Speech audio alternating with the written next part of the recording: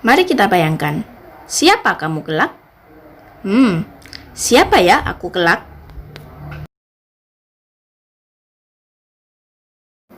Seorang arsitektur, marketing manager, konsultan keuangan, atau ada yang bercita-cita jadi guru?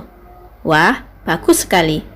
Tapi sebelum bergabung ke sebuah perusahaan atau lembaga, tentunya kamu perlu mengajukan surat lamaran untuk bekerja. Sebelum kita membuat surat lamaran pekerjaan dengan baik, mari kita belajar dulu tentang unsur kebahasaan surat lamaran pekerjaan. Mari kita simak video berikut ini. Assalamualaikum warahmatullahi wabarakatuh. Selamat pagi anak-anakku. Bagaimana kabarnya hari ini? Ibu harap kalian semua dalam keadaan sehat dan baik-baik saja. Jangan lupa ya untuk menyempatkan diri berjemur di bawah sinar matahari pagi. Kenapa? Karena sinar matahari pagi bermanfaat untuk meningkatkan kekebalan tubuh kita. Sebelum kita memulai pelajaran, mari kita berdoa bersama. Berdoa dimulai.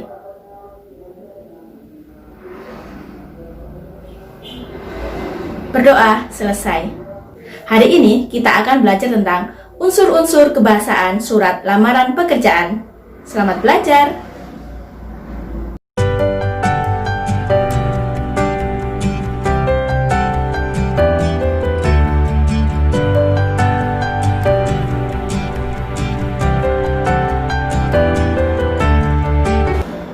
Unsur kebahasaan surat lamaran pekerjaan.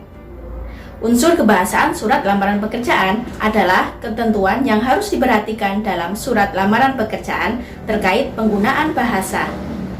Surat lamaran pekerjaan dibuat untuk dikirimkan kepada instansi atau perusahaan guna mendapat pekerjaan atau jabatan sesuai dengan lowongan yang ditawarkan. Unsur kebahasaan surat lamaran pekerjaan ada 6. Yang pertama, menggunakan bentuk standar. Yang kedua, menggunakan bahasa baik dan benar. Yang ketiga, menggunakan kata-kata sopan. Yang keempat, menggunakan kata pengantar jelas, singkat, padat, informatif, dan tepat sasaran.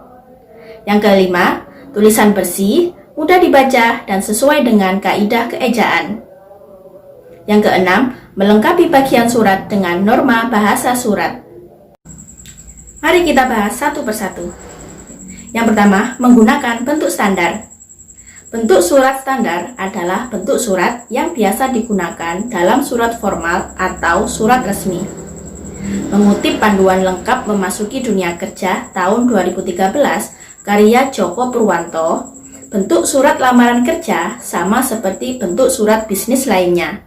Dalam surat lamaran pekerjaan dinyatakan secara jelas bahwa seseorang sedang melamar suatu pekerjaan atau posisi pada instansi atau perusahaan tertentu. Seperti ini bentuk standar surat lamaran pekerjaan. Yang kedua, menggunakan bahasa baik dan benar. Surat lamaran pekerjaan harus menggunakan bahasa yang baik dan benar sesuai ejaan. Dalam menulis surat lamaran pekerjaan harus menggunakan bahasa dan kata-kata yang tidak bertele-tele. Perhatikan kutipan berikut. Saya ingin ajukan lamaran pekerjaan di perusahaan yang Bapak atau Ibu sedang membutuhkan pekerja di perusahaan yang Bapak atau Ibu pimpin. Kutipan di atas salah, karena bahasa yang digunakan tidak menggunakan bahasa yang baik dan benar sesuai ejaan. Kata-kata yang digunakan juga bertele-tele. Kutipan yang benar adalah saya ingin mengajukan lamaran pekerjaan di perusahaan yang Bapak atau Ibu pimpin. Yang ketiga, menggunakan kata-kata sopan. Kata-kata yang dipakai dalam surat lamaran pekerjaan harus sopan, sederhana, dan ringkas. Mengutip Think Smart Bahasa Indonesia tahun 2007, karya Ismail Kusmayadi, surat lamaran pekerjaan tidak boleh bernada meminta belas kasihan atau yang bersifat merendahkan martabat sendiri. Perhatikan kutipan berikut. Saya sangat berharap untuk bekerja pada perusahaan tersebut. Mohon Bapak atau Ibu mengabulkan permohonan saya ini. Kutipan di atas tidak tepat karena bernada meminta belas kasihan. Kutipan yang tepat adalah, demikian surat lamaran kerja ini saya buat. Saya berharap dapat menjadi bagian dari karyawan PT ABC. Yang keempat, menggunakan kata pengantar jelas, singkat, padat, informatif, dan tepat sasaran. Isi surat lamaran pekerjaan harus menggambarkan informasi tentang pelamar dan kemampuan kerja pelamar, serta meyakinkan bahwa bidang atau posisi pekerjaan yang dilamar sesuai dengan kemampuan dan tingkat pendidikan orang yang melamar. Yang kelima, tulisan bersih, mudah dibaca, dan sesuai dengan kaidah ejaan. Surat lamaran pekerjaan seharusnya rapi dan bersih. Kesalahan penulisan atau coretan akan menimbulkan citra bahwa orang yang melamar pekerjaan kurang rapi dan ceroboh. Kemudian, sesuai dengan kaidah ejaan, maksudnya adalah penulisan sesuai dengan ketentuan ejaan. Ejaan yang dimaksud adalah ejaan yang disempurnakan atau EYD. EYD adalah tata bahasa dalam bahasa Indonesia yang mengatur penggunaan bahasa Indonesia dalam tulisan. Berikut adalah contoh surat lamaran pekerjaan yang tidak rapi dan tidak bersih. Jangan ditiru ya. Yang keenam, melengkapi bagian surat dengan norma bahasa surat. Bagian surat lamaran pekerjaan meliputi penulisan unsur hal, tempat dan tanggal pembuatan, alamat, salam pembuka, isi surat, salam penutup, tanda tangan, sampai dengan nama terang. Semua norma harus ditulis lengkap di surat lamaran pekerjaan kalian. Seperti inilah bagian surat lamaran pekerjaan yang lengkap, mulai dari tempat tanggal surat sampai dengan nama pelamar. Itulah tadi unsur kebahasaan surat lamaran pekerjaan. Bagaimana? Sudah paham? Nah, sekarang mari kita amati surat lamaran pekerjaan berikut. Perhatikan surat lamaran pekerjaan tersebut.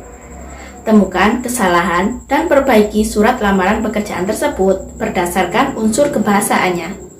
Unggah hasil pekerjaan kalian ke Google Classroom Bahasa Indonesia dengan kode LOF5ZM4. Nah, sekarang kalian sudah mengetahui unsur kebahasaan surat lamaran pekerjaan.